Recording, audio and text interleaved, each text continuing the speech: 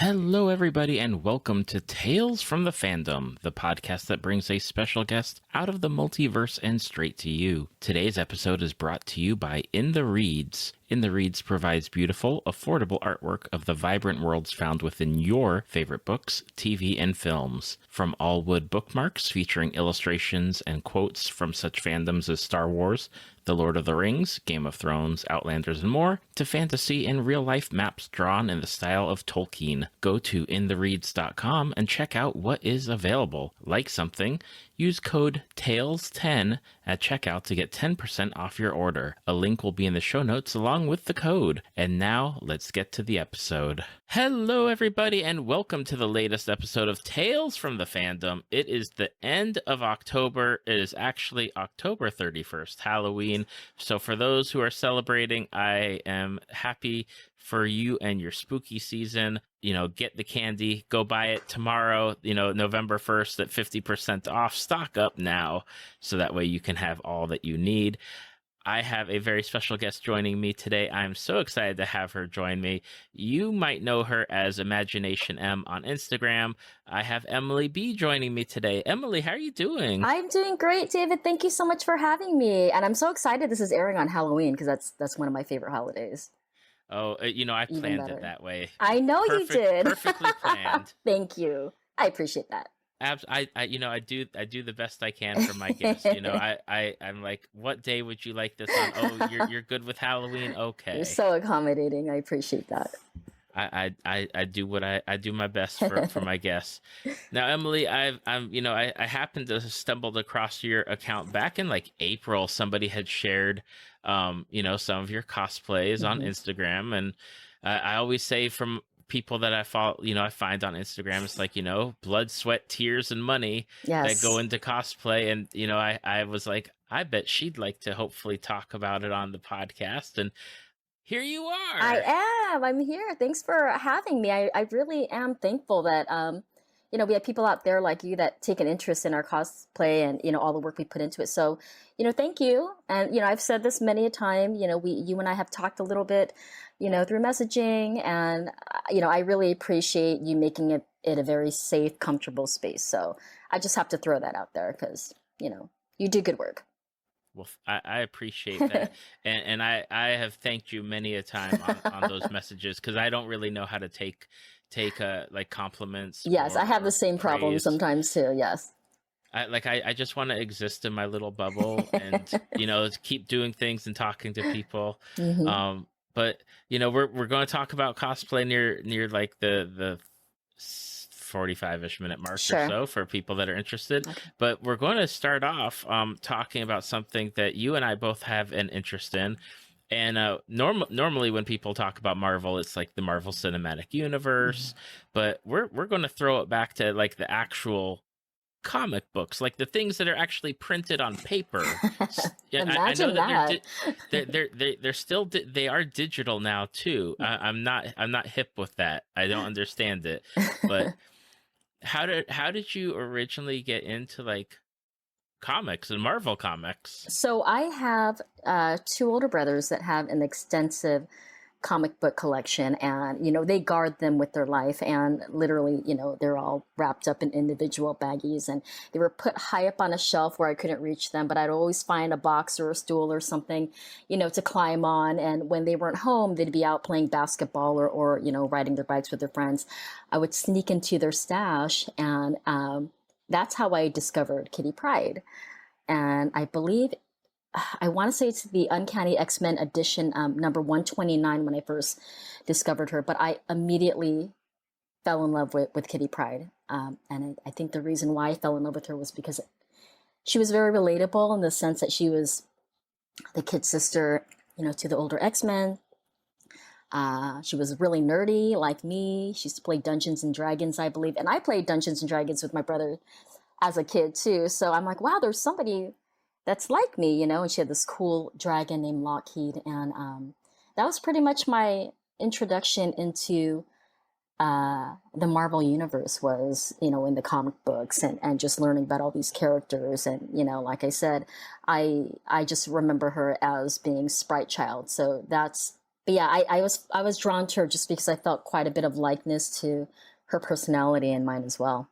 Now, when you got into your brother's comics, did like, and I know you mentioned Kitty Pryde, who is my favorite, and I could Hmm. talk about her for an entire episode, Yes. which we cannot do today. It's just not on the books for today. Right. But with what like you're drawn to Kitty Pryde, were you like then like a fan of like the X-Men comics, or was it more of like you read whatever your brothers happened to You have? know, I read mostly what they had, and you know, I wasn't your typical uh, Barbie doll playing girl. I was very much a tomboy. My sister and I were about 8 years apart, so I grew up mostly with my brothers. So I would, you know, go dirt bike riding with them. I would climb trees. I'd get in trouble with my mom because I never acted like a girl, and so I had this, you know, attraction to the comic books just because, you know, you've got this girl that's highly intelligent. She's only 13 years old. She can, you know, phase through walls, and um, it was just fascinating to me, and just kind of learning about you know, these characters that later on ended up having such a big, you know, impact on the MCU, because it all really started with the comic books. So yeah, I would say it's kind of a mixture of both. You know, she was the one that reeled me in, and then from there I kind of, you know, delved into the world of, you know, X-Men and Marvel Universe and that sort of thing. So besides Kitty Pryde, who else do you love from your Marvel comic learning days? I love Storm. Storm is probably one of my favorites too. Who else did I like from the X-Men? Wolverine, and then also there was the love relationship between her and Colossus. I thought that was an interesting storyline that they had. That she had this major crush on Colossus, and they had an interesting dynamic. So him as well. Did your brothers ever find out that you read their comics? Yes, yes. They'd see the edges, you know, dog-eared, and you know, they knew that I had, you know, entered their room without permission, and of course they would just continue to hide them, and I would continue to find them, and um, you know, it was just one of those things that, you know, they had their things, I had my things, I wasn't allowed to touch their things, and just typical uh, sibling stuff that you go through as a kid. But they didn't mind. They didn't mind me as long as I was careful with them. That's all that mattered. And I think they ended up having. I think my brother still has his collection.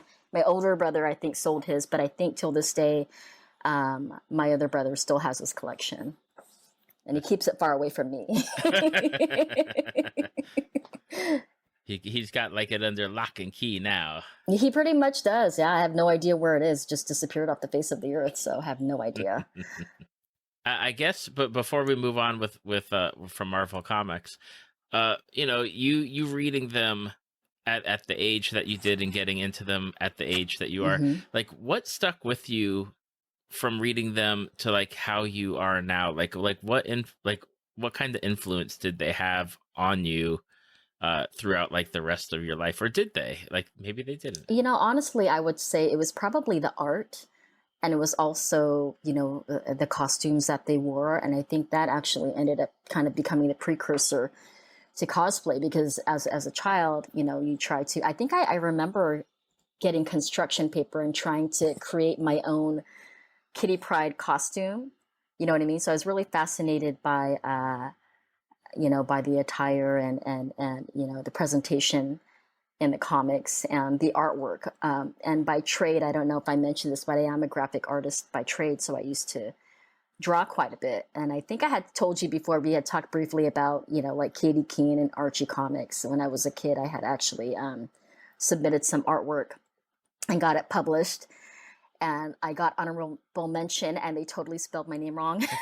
So for me, I want to say it was probably the art, and then of course the storyline followed. But definitely, I had an affinity for, you know, comic book artists, and you know, this kind of leads into Comic Con, where, you know, as a kid, we'd go to Comic Con before it was really a big thing, before the celebrity, before the MCU, all that, and Comic Con used to be held.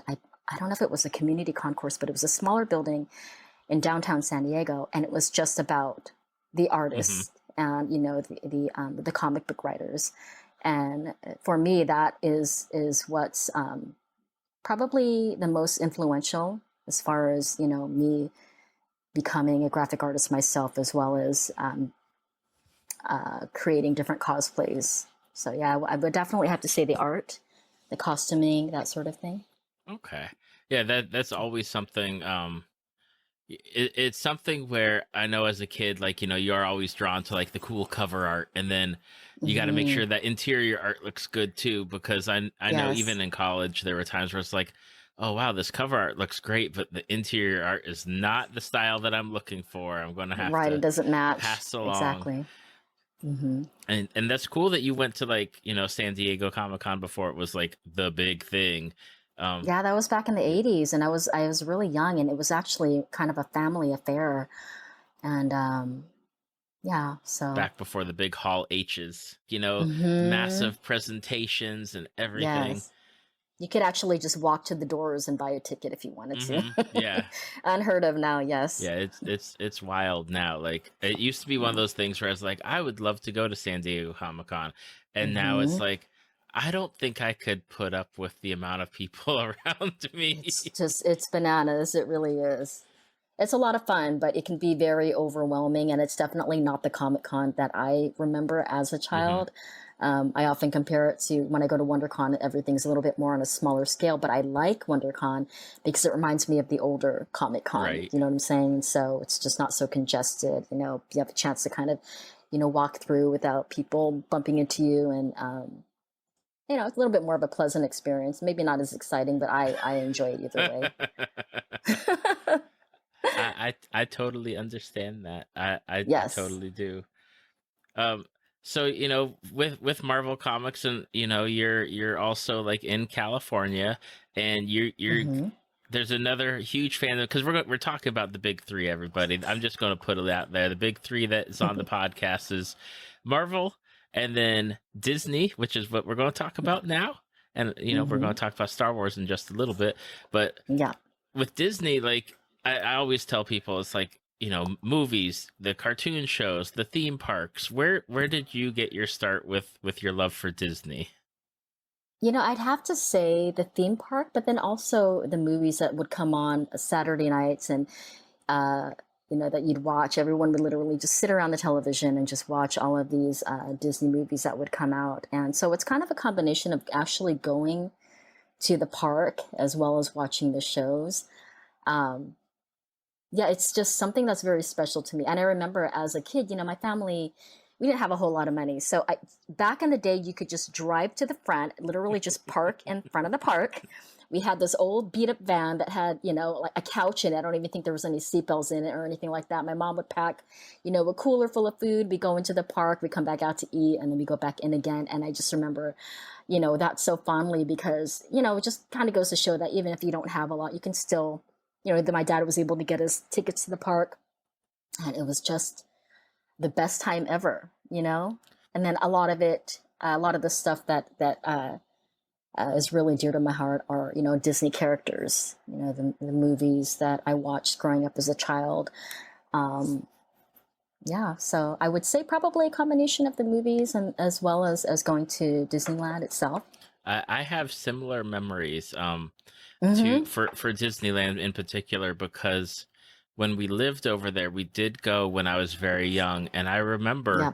the cooler of food in the car, Hmm. leaving the park to go eat, and Yes. and back then it probably wasn't as hot as it was now. No, no. But going eating our like packed peanut butter and jellies or whatever type Hmm. sandwiches, and then going back in and being like, okay, we're Yes, we're good now. exactly. Here in Orlando, it's more of a troublesome affair to like get to your car and come back at this point. Yeah, no, in that heat, no. Highly do not recommend. Yeah, that plus like the distance, having to take like the tram out to your Oh, of car and then course. take the tram Of back in. course. But Yep. so what was the first movie that you remember? The first movie that I remember was watching, I think, Snow White. And, she's the original princess, and I really do love Snow White. And, I had this love of all of the princesses. And growing up, I kind of wished that, and I think this goes for more, for most like Asian, Pacific Islander, Filipino, Hawaiian, we kind of want a princess that looks like us. You know what I mean? And so, I really loved seeing Mulan on the big screen, even though that was much, much later, as well as Moana, which we'll talk about a little bit later. Hmm. But that was one of my first. I remember also watching The Parent Trap, the original Parent Oh my Trap, not the gosh. one with Yep. Lindsay Lohan. I Haley remember the Mills. original. Let's Stay Together. I remember watching that as a kid. I remember watching, was it Escape to Witch Mountain? All of those throwbacks to the 70s, I think, and like 80s. So those were always a fun time with my family and I. I totally, it's always nice to get to talk to somebody like, because we're very close in In age, age. um, Hmm. and it's like I remember going into the movie theater and like the Black Cauldron was one of Hmm. those first like memorable movies for me. But So underrated. I feel like it should have gotten more love, to be honest. I really love that movie. I will say that my mom got tormented when I was much younger, with Pete's Dragon. That was like the videotape that I Oh, watched constantly. Like I would watch it and then yeah. rewind it and start it over again, like repeatedly.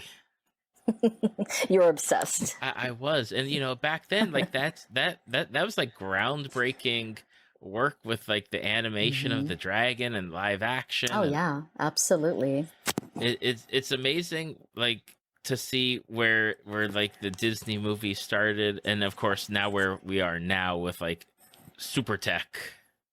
Yep, exactly. I actually really loved Beauty and the Beast too. That was probably one of my favorites. And I think I think it ventured off into the musicals. I don't know if you ever saw Beauty and the Beast, the I did musical, not. but I had the love for that. So the transition where he turns from, the Beast into the Prince, it's amazing because he levitates up into the air on the stage and he transforms into the prince, and that kind of solidified my love also for Beauty and the Beast. Just seeing the songs being sung on live stage, because there's something to be said about being in the audience and watching a performance live in front of Hmm. you and watching an animated movie pretty much come to life.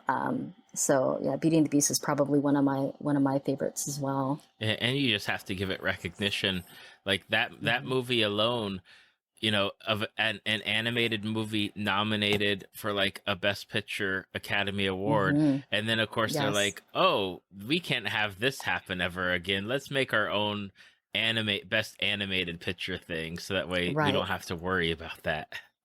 Yeah. Such a shame.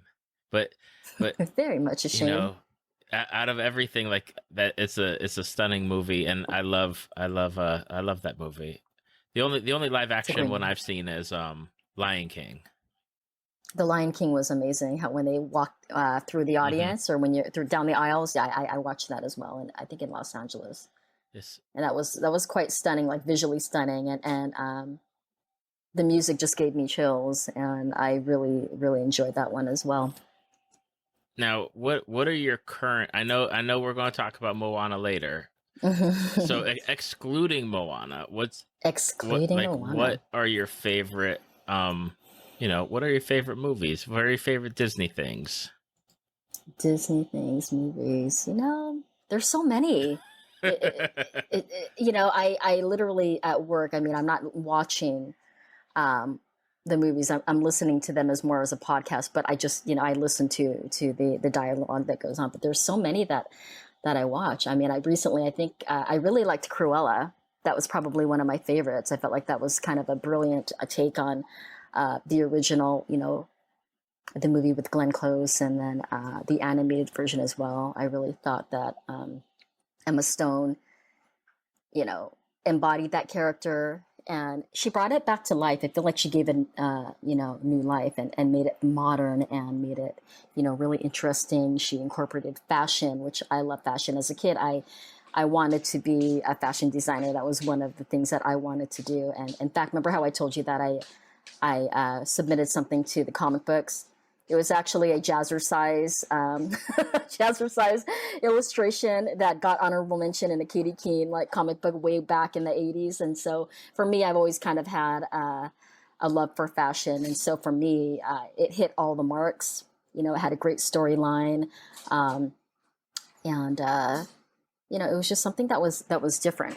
It was. I feel like it was. It was. I remember when they announced it, and it's like, who needs this movie? Like, it's a Cruella. Like, why do we need like a prequel type movie about Cruella? Mm-hmm. But then it was so good. It's almost like Mm-hmm. it's better than it's better than it should be, or than a lot of people expected it to be, to the point where like I think they're making a sequel, if I'm not mistaken. I could be. That's what I was hearing too. But I mean, I can watch that movie over and over and over again. That's probably one of my favorite movies as of late.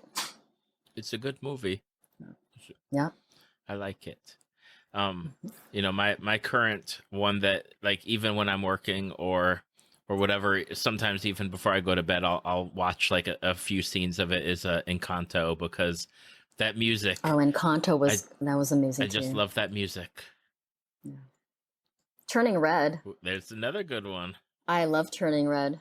It was so entertaining, and I feel like a lot of you know Asian children can relate to the typical Asian mom that is very overbearing, and I could relate to that just because of my own experience, and her having to let go of her daughter and let her turn into this red panda, and explore who she wanted to be, and even though she wanted to keep her in a box just because that was her child. And that's always something that's difficult, I think, for parents, is to let their children go and to become their own person. So that was another movie that I really enjoyed watching.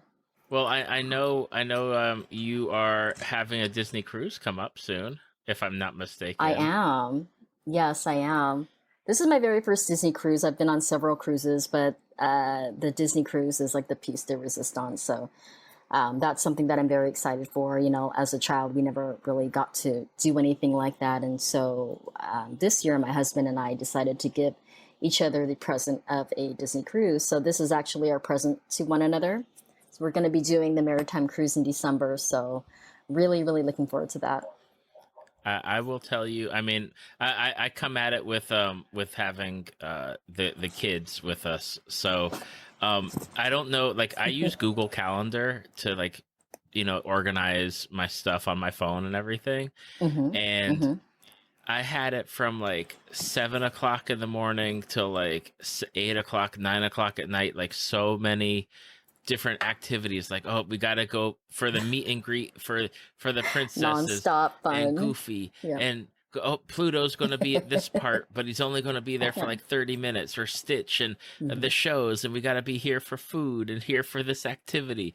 I mean, It wasn't really a vacation, was it? It was more just a it it grand yeah, event. and like, we had told the kids, because they were 8 and 7 at the time, and we had told them, it's like, oh, there's a great, like, kids activity thing, right? But they never really Mm-hmm. got to go to it, because we had so much stuff to do around the ship or on the island and doing things there. It's like, Yeah. oh man, we are going out, like, minutes, hours, like, all sorts of places. It's a Yep. But it's a I don't know what ship you're going on, but like, we went on the Dream, and it's like a beautiful ship, and the food is so good, Mm-hmm. and everyone is just so wonderful. Um, Mm-hmm. just a wonderful time, wonderful cruise. And you think that 4 to 5 days is a lot of time, and it really isn't, because, like you said, there's so many activities, everything's jam packed. And yeah, we're looking forward to that. I'm actually already planning our Disney bounding outfits to wear on the ship. So already I'm planning now. I'm thinking, okay, I want to dress up as Mickey and Minnie, like captains of the ship one night, and then the pirate night. And I have all these other ideas. And, I know that people go and they decorate the door with the magnets and stuff like that. So I'm already planning that. But I Hmm. mean, it's just, my nieces had gone on, I think they went to, where did they go? I think, was it the Bahamas? I think they had gone on a 5-day cruise, and she had more fun on the cruise than at Disney World. Hmm. And I think it was because of all the food, and you know, and you're kind of forced, even though there are a lot of activities, you're kind of forced to relax. If you don't want to leave the ship, you don't have Yep. to, which is what we're planning on doing. We're just going, I think it's just Cabo. So it's just going to be a very quick cruise, but we've been there before. I just want to see all the characters and eat all the food and gain like 50 pounds and, and I'll be content. So I'm excited about that. Absolutely. And there, again, like the thing that I love with like the Disney cruises, like it's so beautiful. Like you have like the artwork and all sorts of stuff just like all Hmm. over, and it's Hmm. nice. It's nice. They put so much thought into every little detail. I was watching some videos on YouTube just to kind of, know what to expect on the Disney cruise, and all the little details that they put in there. And I remember watching this video where I guess some people leave random like rubber duckies, or they leave little things on the ship, and people could either choose to keep them or hide them somewhere else. So I mean, it's nice that the guests even, get into it as well. I'm probably going to be that guest. I'll be doing something like that. I'm sure. I already know I'm going to go and buy like 100 rubber duckies to put all over the ship. So we'll see. But I really like how, it's a family affair. It's a lot of fun. And of course, I'm going to hit up the karaoke because that's what Filipinos do. We love our karaoke. I grew up on Filipino food and karaoke. So yeah, we love that. So we're looking forward to everything. That's awesome. I'm so excited Yeah. for you. Thank you. I'm excited too. I already have my little countdown on my phone. I look at it every single day. And I'm like, please get me out of work. I just want to go on my Disney cruise. I just want to go on my Disney cruise. That's all. Yes, That's all I want. please. That's all I want. I don't ask for much. Exactly. Now, one of the I said we're talking about the big three fandoms, and we Marvel and Disney. Star Wars. You have been a fan, for a long time. Yeah. Tell me, like, because I know because you sent it to me. But what was your experience watching Star Wars?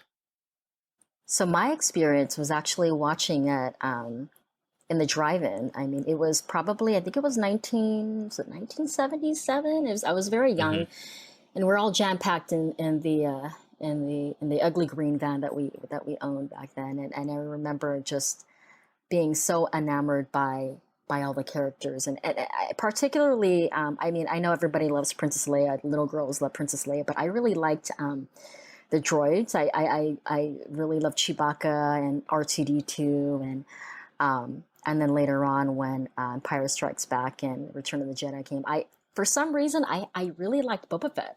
I think it's because he had a jetpack. When I was a kid, I want a jetpack. I think that's really cool. And what I liked about Boba Fett in particular was that he can kind of hold his own against Vader. He would kind of, be snarky right back to him. And, I mean, the guy survived the Sarlacc pit for goodness sake, and so, usually, girls my age during that time really, really, really loved Princess Leia, which I did as well. But like I said, I think I felt more of a connection to the droids and the sidekicks, so to speak. But I remember watching it in the theater, and, that was something that my family and it kind of stayed with us. We ended up watching obviously all three. So I'm more of a fan of the original trilogy, although I do love, what came after. I am a very big fan of the original trilogy just because I don't know if you ever watched, there was I think a documentary about George Lucas, and he talked about, the undertaking of creating Star Wars. And, back then you had limited resources. You didn't have all those special effects. I mean, they had the characters, shooting scenes in the desert, and, R2D2 kept falling over, and 3CPO couldn't, handle the heat. And there was so much involved. I mean, it was so groundbreaking for its time. And, seeing it in the drive-in on the big screen was just incredible because we had never seen anything like that before. Right. You know what I mean? Yeah, it's it cracks me up about drive-ins because I don't know how many people are listening that, besides seeing drive-ins in like movies or TV shows, like really understand it. But just to like hear your experience with it and then like imagine it, because I grew up watching the original trilogy like on VHS tape until they did the re-releases in the like In the 96 96, Mm-hmm. 97, right before the prequels came Mm-hmm. out. They re-released it in the theaters, and that was an experience of getting to finally see Mm-hmm. it in a movie theater. But yeah, like I'm pretty sure I watched that documentary because um seeing like R2D, like the practical effects that they're trying to do Mm-hmm. in Tunisia not really working, or like Yes. things breaking down. And then Mm-hmm. how I think like Harrison Ford gave like an interview where he's like, oh, I'm just saying whatever they want me to say. I don't understand what I'm saying about like this Exactly. like the sci-fi type stuff. And Mm-hmm. like the way that they did all those effects, like they created so many like groundbreaking technologies for that Mm-hmm. movie to make it work. And like when I was in high school, like that was my dream. Like I was like, I want to work for ILM. Like that is the goal. And then I realized like I don't have like that type of artistic brain power Oh to do no. that, like that. But the dream is still there. It'll always be Oh, there. I It's a great dream to like have. let me like write a Star Wars book or something, or do a Star Wars podcast and figure it out from there. But yeah, it's like the original trilogy is always something. And it's so like Boba Fett as a character for me, like he was like the character that again, like you said, like could stand up to Vader and everything. But Mm-hmm. just like seeing him get knocked into the Sarlacc pit, and people are like, "Oh man, this character!" Like for years, like this character's so badass. Like I love Boba Fett, and I'm like, but he didn't do And then he's anything. gone. Doesn't do anything until much later. Oh, and then also the soundtrack, like the John Williams Hmm. soundtrack. I mean, honestly, can you imagine it without that soundtrack? So when we were at Star Wars Celebration, I missed it. I didn't go on that day, but they brought him out, and you can't imagine having a Star Wars movie without the soundtrack. And so I just remember the opening scene as a kid, and the music just kind of blaring and Hmm. drawing you in immediately, and it just kind of goes to show what type of impact music has, in a movie. So kudos to John Williams. Absolutely, and that is one thing that I love when people bring up is music and how much it like it can help or hinder a movie is that music. Mm-hmm. And John Williams is such an iconic, you Yeah. know, um, oh, I'm blanking on the word. There we Composer. go. The Mm-hmm. composer. Mm-hmm. You like even in movies later that he did, I still hear like little fragments here and there, like oh that sounds like so close to Star Wars. I know it's not because it's Mm-hmm. it's in something Mm-hmm. else, but But it's oh him. yeah. Oh yeah. Like he's got it's like John Williams iconic. Like you hear something, it's like, oh, that's John Williams. Oh yeah, I'll blare it in there. I'll just play I'll just ask Alexa to play the John Williams soundtrack, and it'll just blare throughout my whole house. So those that don't get it, they just kind of shrug their shoulders. But Now, he's a genius. are you, as far as like the original trilogy goes, like do you have a favorite of the three movies? Well, New Hope is always going to be my favorite, just because it's the very Hmm. first. It's when all the characters were introduced.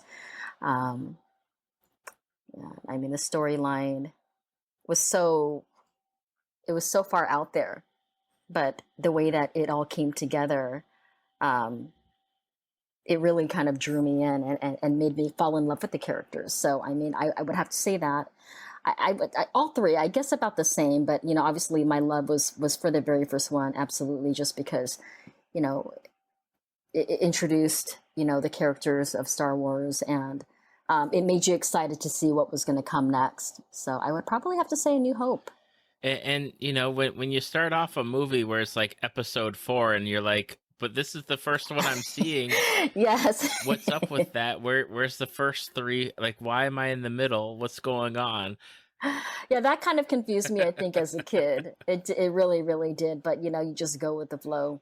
That's right. You just gotta you get what you get, and then you're like, oh Hmm. wait. And then after you watch, these movies, like, because I'll go and I'll watch everything in chronological order, and I think I did that a couple months ago. I just had a marathon where I just watched, and it all really makes sense after you kind of watch all of them, but you kind of have to commit yourself to have that time to do that. Don't do anything for the weekend, just stay home in your pajamas and just watch movies all day. But, to have that full experience. But yeah, it was kind of weird as a kid to kind of see it start in the middle. Yeah. As a longtime fan of Star Wars, do you watch them like 4, 5, 6, 1, 2, 3, or are you like now 1, 2, 3, 4, 5, 6, and then so on? I switch it up just depending on what I feel like watching that day. There's no rhyme or reason, but I always go back to the original trilogy. I always find myself going back to the original trilogy just because it's the first one that I had ever watched, and those are the characters that I connected to the most. Mm-hmm. And as far as like the new stuff, like the Clone Wars TV show or the Mandalorian or the Book of Boba Fett, like are you into the new stuff now, like the new oh shows? Yeah, definitely the Book of Boba Fett, and then the Mandalorian actually kind of got me back into that, and of course Grogu, Baby Yoda was the main reason why we watched. And I love the Mandalorian too, because I love Pedro Pascal, but he really was a star of the show. And when we had gone to Star Wars, not Star Wars Celebration, was it? No, it was what's that? LA Comic Con. They interviewed. There was kind of like an open panel where everyone could go and watch. The panel. There was no like Hall H or anything like that, which is kind of great. And they asked her what it was like, working with Baby Yoda. And she said, it's terrible because he steals the spotlight every single time. So don't ever work with Baby Yoda because, he's so cute and adorable. And everybody loves, they love his character. They love to see the evolution. But I really did enjoy the storyline to The Mandalorian. And if you go into my house, you will see that my bathroom is just decorated in all Mandalorian merchandise, the shower curtain, light switch, everything. We've got figurines up on the shelf, so we're pretty big fans of that show. And then obviously the Book of Boba Fett. I love Boba Fett. So and Ming-Na Wen as Fennec Shan. Those were two series that really drew me in, and I watched quite a bit actually. Yeah, it's the thing when the Mandalorian came out, like I didn't have Disney Plus at the time. I was like, okay. But then I said, okay, it's the fear of missing out, right? Like the day before, I was like, okay, I have to have it to watch it because I don't want to be behind. But at the time, I was like, I don't care about Mandalorian, like Mandalorian characters, but Boba Fett. But I loved that they like made it like a Western, that they had like they had kind of separated themselves away from the Skywalker stuff essentially, and that they're doing their own thing, and that is what hooked me. I was like, this is awesome. Let's play in the Star Wars playground in so many different ways. Just give right. It was a completely different take on your typical outer space Star Wars type feel, but yeah, it does have elements of a Western. I would say. I love it. I love that they've started to experiment and like play around with stuff with their shows and see what works. And I'm really excited for like some of their future shows. Like I dug the Obi-Wan Kenobi series, and Ahsoka's coming up soon. Mandalorian, the next season is going to be coming up soon. Yeah. I'm very excited to see what they're going to be doing with all of these characters and playground. And Taika Waititi is supposed to have his movie series at some point in the future. And it's like, give me everything. Yes. Give me everything. Well, I love the ending of Mandalorian where they brought in Luke Skywalker, and I remember me and my friends we wanted to do a night where we all got together and watched, the very last episode. It didn't happen, but we were all talking about our experiences. And then I remember when we saw this Jedi come with the green lightsaber, and I go, that can't be Luke. I just remember everyone just kind of freaking out about him showing up at the end, and I cried, and it was so dramatic. And that to me was the best ending ever. It's something where like I think back about it, and I'm like, the things that the stories that they could potentially tell, bridging the Mandalorian stuff and the Jedi, like his like teaching of the Jedi and getting the school started and everything. and like Hmm. he knows like Ahsoka, and oh gosh, like Yeah. there's just so much, like there's so much like little things that they could do, and I just want to see what they play with and what they like develop. Oh yeah, it's limitless what they can come up with. It is, because it's in a galaxy far, far away, and so Very a far long away. time ago. So they have these history books somewhere sitting on a shelf. Like, oh, it's time to talk Yes, about they the do. Jedi, the Jedi, school, and Grogu being a Mando Jedi or something. Precisely. All right, Emily. Well, we're going to Yeah. talk about the thing. Obviously, I find people on Instagram again due to cosplay and the characters that they do, and I remember that the first picture I saw of you was like on April 4th. Somebody had shared out like your. I'm trying to pull it up now because I had lost it. Let's see here. Nope, that's May. See, I'll cut this part out. April 4th. Nope, that's still May. You're a very prolific Instagrammer. That's April 11th. April 6th. We're getting closer. April. Oh, create is your okay. So it was your Moana Fett pictures. Um, and so I know I stumbled across them because usually how I find people is people share, and I love that on Instagram Right. because Instagram's algorithm is usually terrible, and I try to like find people through like other people sharing their work and like deep diving and like, oh, look at this person's cool thing and that person's cool thing. Yeah. And so somebody must have shared your work on Instagram on their story, and that's how I stumbled across you and your beautiful Moana Fett armor, which Oh, thank you.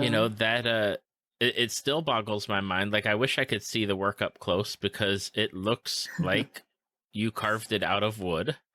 um and Y- it is amazing to see. And if you're not on Instagram, go check out Emily at Imagination.Em, and you will see her work, and you can gaze at it and be totally blown away by it. um but you've been cosplaying for quite a while before this. Quite some time, I'd say probably about 10 years, but this was my very first Boba Fett build. And it's funny how you mention how it looks like wood, because obviously that was what I was that was my goal, was to create a finish that resembled koa wood, which is indigenous to the Hawaiian Islands. And I just knew I wanted to look like it was carved out of wood. But I get asked so many times, is that wood? Some people were literally come and knock on my helmet or knock on my armor and just, try to see. And I have to show them the underside of the helmet and let them know that it really is just layers of brown paint that I just painstakingly painted. And it was a whole lot of trial and error. And I really just wanted to scrap it about halfway through. But what a lot of people don't realize is that I had begun the idea of Moana Fett back in 2016, right after the movie came out. And I was actually inspired by Amber Arden, who I think in 2014-15 she created Snowba Hmm. Fett, which is a mashup of Boba Fett and Snow White, and it just went completely viral. She's very well known for it, and she, by the way, is the sweetest person you could ever meet. So kind. I had the pleasure of finally meeting her this year, and she spawned this whole Disney Fed army. And I go, wouldn't it be cool just to kind of be a part of something like that? And there was a Moana Fett, there was a, I don't know, Aurora Fett, all these different Fets, Ariel Fett, and I knew that I wanted to do that. And so 2016, I made the decision that I would start building my first mashup. And so I started gathering the materials, and I knew that I wanted to do Moana. Moana, to me, I mean, you'll see that I do a series, right, of different Moanas. I'm working on a new one now, which is Moana Del Rey, which is a mashup of Rey and Moana. So I'm kind of going through the motions, and as inspiration strikes me, I'm coming up with these different mashups. But the reason why I love Moana so much is because she reminds me so much, I think, of me. And Grandma Tala reminds me of my sister, who I lost in 2012 from cancer. And Grandma Tala follows her around, and I kind of feel like my sister is Grandma Tala. And so during that time, I went through some really dark moments, and I didn't know what direction I wanted my life to go in. I just knew that I felt kind of lost. And so when I watched that movie, I instantly fell in love. She loved her island. She loved her people. She loved to help people. And that's exactly what I like to do. You know, that's one of my things. I like to make people smile. I try to put my best foot forward. And that movie just really, truly resonated with me. So I began to build. And then in 2017, I lost my father. I'm sorry. It's okay. So I kind of just lost all of my creative mojo, and I didn't finish the build. I kind of focused on simpler cosplays. I think that year, 2017, I think I did Mara Jade Skywalker, which I really loved because I love Mara Jade Skywalker as well. So I did that, and it was always kind of in the back of my mind that eventually, you know, I would go and do this build. But you know, Moana to me represents family. She represents love. She represents struggle. And what I liked about it was realistic in the sense that, you know, it's not just a princess getting, you know, her happy ending and living happily ever after. I mean, she really struggled with finding who she was. And I think we all kind of have identity crises in our life where we don't really know if we even have a purpose, or for me, I personally fell into like a really deep depression, and my way out was being creative, being artistic, and you know, Moana to me is just something that's very, very special. I love that movie so much. It's really wonderful to me. With your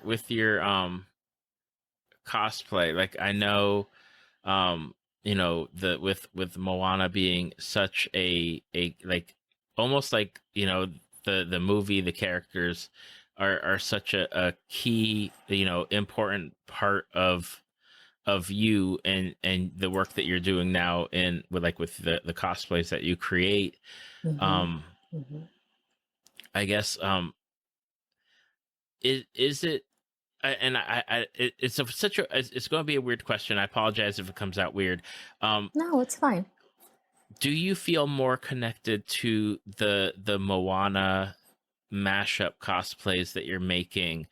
Are they more special, more are they more of a of I'm going to get it right. And I'm Yeah.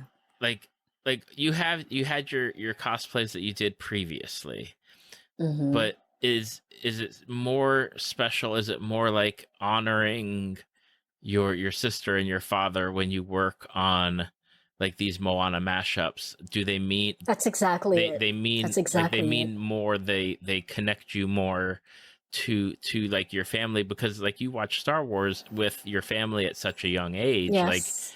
Yes. So it's a combination of both, you know.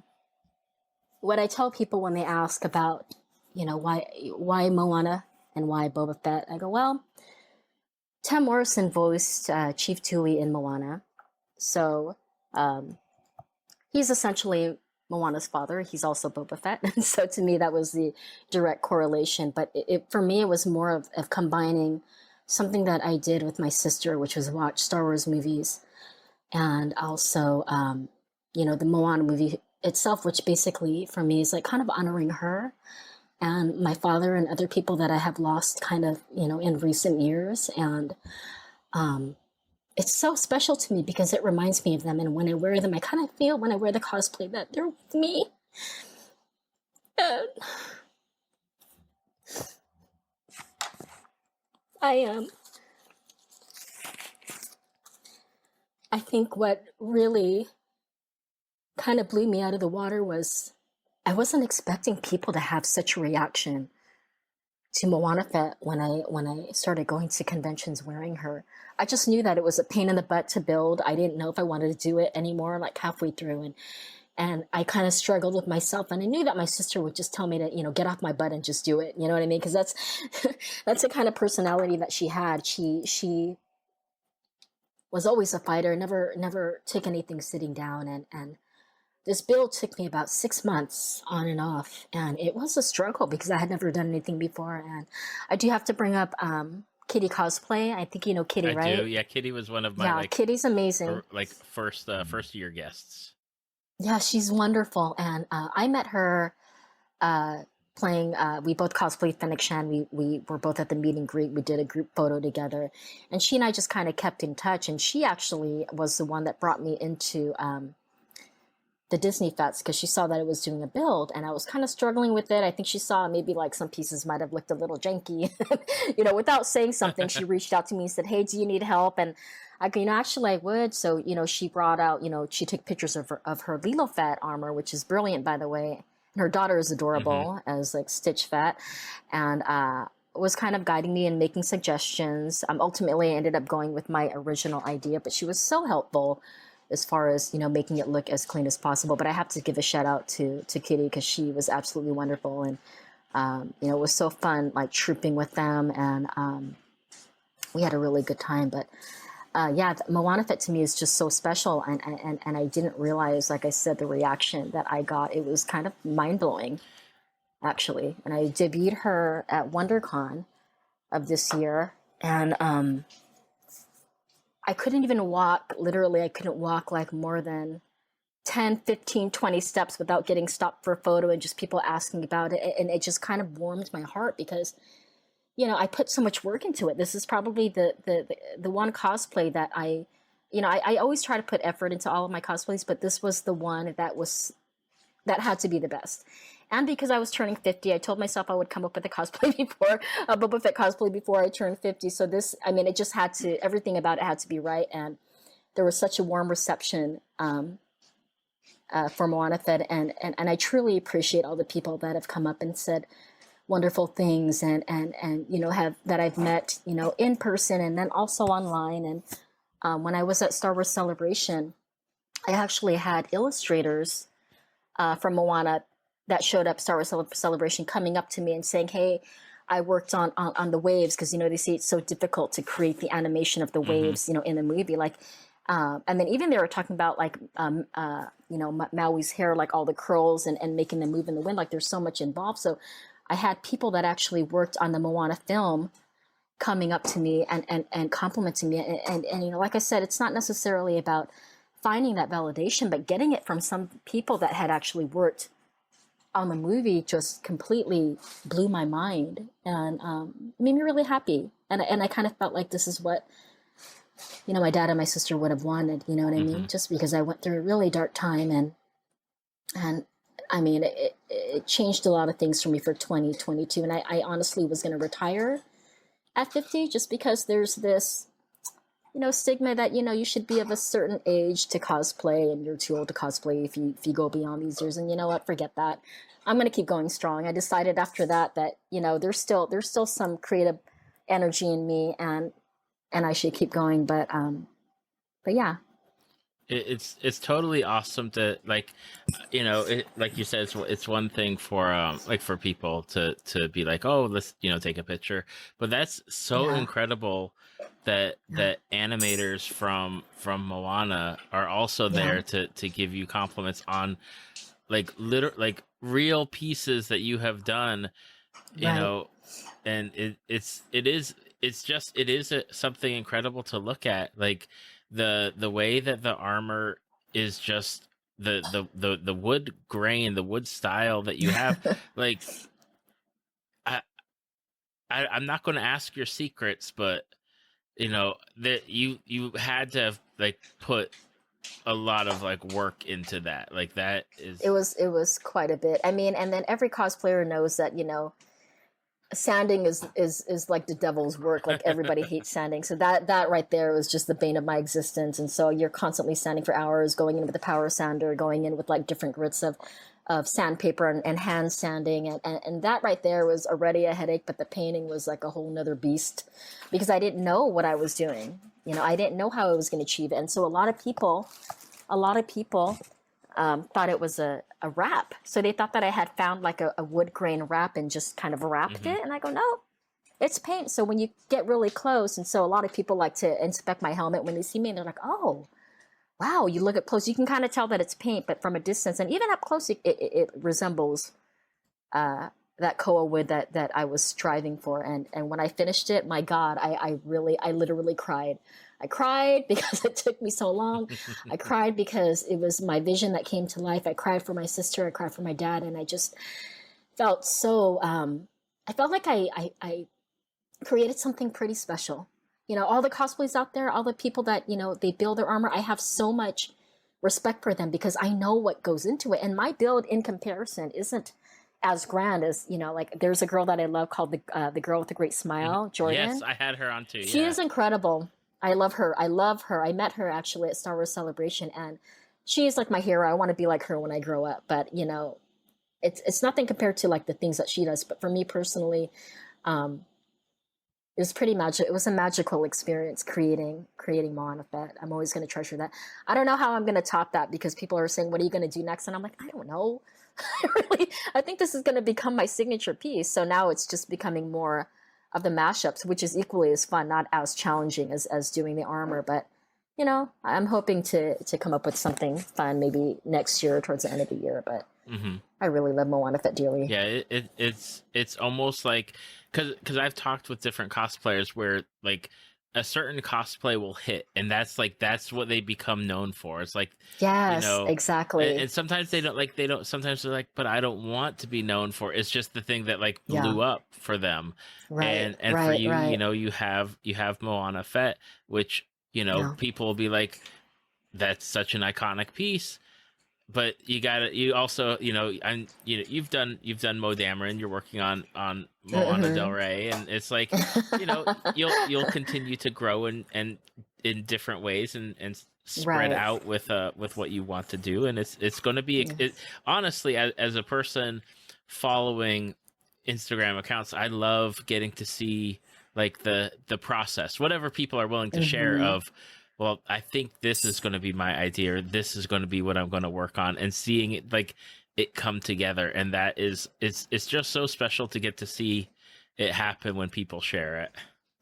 Yeah, exactly. And then it's funny because Jordan actually shared this video, and I swear every single cosplayer can relate, where it's basically this clip of her waking up and you have this epiphany and then the tears and then the pain and then all this other stuff. And then voila, you have your costume, but there's just so much involved. And that's why I have a ton of respect for cosplayers. And that's actually one of the main reasons now, besides the comic book artists, I go for the cosplay, all the conventions, just because I'm so fascinated, with how they create these builds, and I was asking Kitty, how did you, certain parts of her armor and her just kind of telling me, because she's I think she also has a Sabine, and she's got quite a few cosplays that she's worked on. So there's a lot that I need to learn, and I want to learn, but she's pretty inspirational to me as well. But I really do admire all the blood, sweat, and tears that go into everyone's builds. Absolutely. And love to those people who are there to help and share and provide tips or assistance, and not necessarily be like, okay, this is how you need to do it, but say like, well, this is how I did it, and then you can figure out how you want to take it, like how you said, like, what you want to do with the design and everything. But it's nice to hear like that happening versus, no, I'm not going, like, reaching out for help and either like not getting anything, or like people being like, no, like I'm not like wanting to share my trade secrets with you, essentially. Right. And so it takes a very special, confident person that, doesn't feel threatened. And that's another thing I like about, there's a small group of cosplayers that I really admire. I admire a lot of them, but I have my little circle. Like Cami Slice is one too. I really love her. And, there's a gal named BK. She goes by sort of Kalis, I believe, and she creates these droids out of cardboard and like paper mache and foam. And how do you even do that? And to me, that's like next level stuff. And so she and I became friends, and she's super sweet as well. I think there's even a clip of us at San Diego Comic Con where we're dancing together because one of the photographers wanted us to kind of, loosen up a little bit and lighten up the mood. But there's quite a bit of talent out there. Oh, absolutely. Yeah. Now, out of curiosity, like you mentioned, we talked about how you've been doing cosplay for a while. How did you get into cosplay? I had gone to Comic-Con quite a bit in the 80s. And then at one point when there were things that had happened in my life where there was a little gap where I didn't go.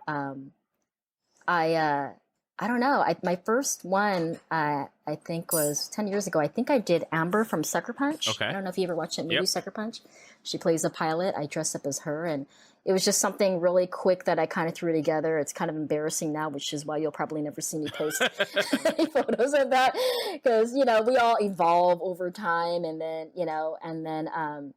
it takes a brave person to come out in cosplay and portray one of their favorite characters, or portray someone from a movie that they enjoy watching. And there's a sense of like camaraderie, with people that dress up in cosplay. And for me, it kind of brought me back into the world of conventions, because I kind of stopped for a little bit. I kind of got wrapped up in work. I had a couple of career changes where I kind of lost interest in art and that sort of thing. And this kind of, I don't know, I just somehow got drawn back in. My best friend actually has been going quite a bit. She's the one, because now, it's like a whole lottery system. So she actually got me in that first year, and, it kind of rejuvenated my spirit. And I go, God, look at these people. I had never really seen cosplay up close. I'd see it online, like photos online, and it just fascinated me. And so from then on, I dedicated myself to,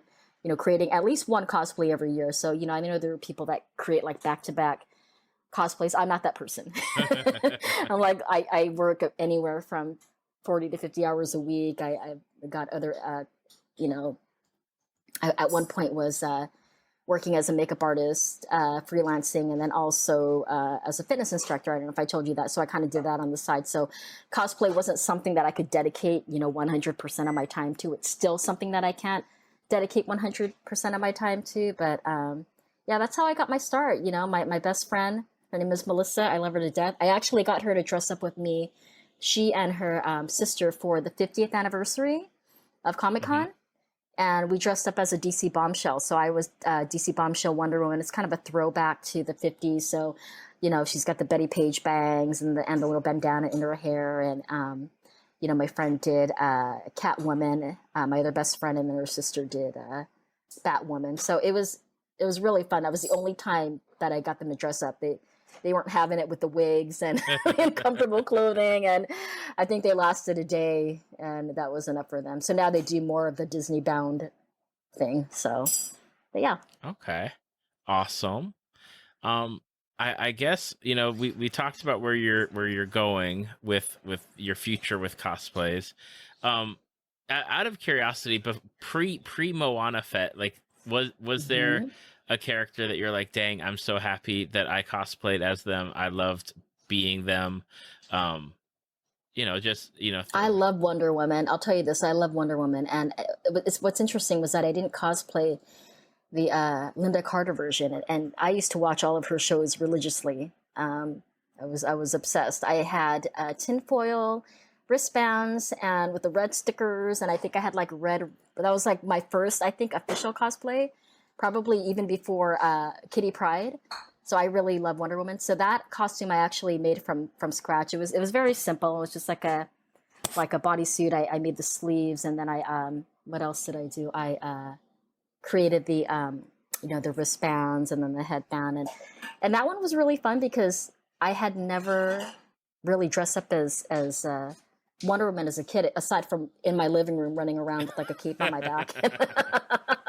And doing stuff like that, but never outside of the house. And so I had always wanted to play her, but unfortunately there are some folks out there that feel that I'm Pacific Islander, so therefore I can play Moana. Well, anyone really should be able to play Moana. It shouldn't matter what gender you are. It shouldn't matter what race you are. You should be able. And so that kind of hindered me a little bit, and I decided, no, I love Wonder Woman, so therefore I'm going to play her. So that was a fun one to play, most definitely. Awesome. Yeah. Well, Emily, I think there's a lot of stuff that we have covered. Oh, wow. It's already been an hour. I know, right? And I'm like, well, I could keep asking you questions, but eventually, it'll keep on going, and then it'll be tomorrow. But for people that want to see like the work that you do, whether it's your Moana Fett, your Mo Dameron, your previous cosplay work, that you've done, or just to see what you're going to be working on in the future, along with like your life stuff, because you post your exercise stuff that you do, and con trips, a little bit of everything, food and drinks and bounding and Yes. all that. What's the best place for them to check out what you do? I am most active on Instagram. You can find me under Imagination.Em. I'm rarely on TikTok, but you can find me on there as well under the same name, Imagination.Em. And I'll make sure to have the links in the show notes and the Facebook page and website, so that way you can click on it and go make sure that you actually hit the follow button too, so you can follow Emily, and that way you can stay up to date with her work. And make sure that you comment and share and like, because the algorithm, like I've previously said multiple times on these podcasts, is the algorithm is terrible, and without doing that type of stuff, other people won't get to see Emily's work, and Emily's work needs to be seen. So thank you so much for having me. You've been a pleasure to speak with, and I really appreciate you taking the time to do this. I think it takes a special person to get people out of their shell. So thank you. I can say the same thing back to you. That's what I was going to say. You took my line, Emily. You took it. You took. Ah, did I? Like, Darn, I'm supposed to say thank you. All right, I give it back to you. Thank you not only for coming on and talking about the fandoms that you love, but thank you for the stories that you shared. It is I'm trying to get it out. I'm thankful that you shared like that part of you with me, and with the people that will eventually listen. And I can't imagine how hard it was to go through it at that point, but I'm happy to see where you are now and what has come from that, and what it means, and what you represent for you and your family with what you're doing. It was a very healing conversation, and I thank you. I think I kind of feel like I just went through a therapy session. I think I needed that. That's how I feel. Should I send you a check I couldn't for this therapy session? I couldn't take your money. Your money is no good to me. Oh, no good here. Darn. But I appreciate it, Emily. Thank you so much. Oh, thank you, David. It was a pleasure. Thank you for listening to Tales from the Fandom. Subscribe to us on iTunes or your podcast app of choice. Follow us on Facebook at www.facebook.com/talesfromthefandom to see photos, links, leave feedback, and check out upcoming guests. If you'd like to be a guest, email David at talesfromthefandom@gmail.com.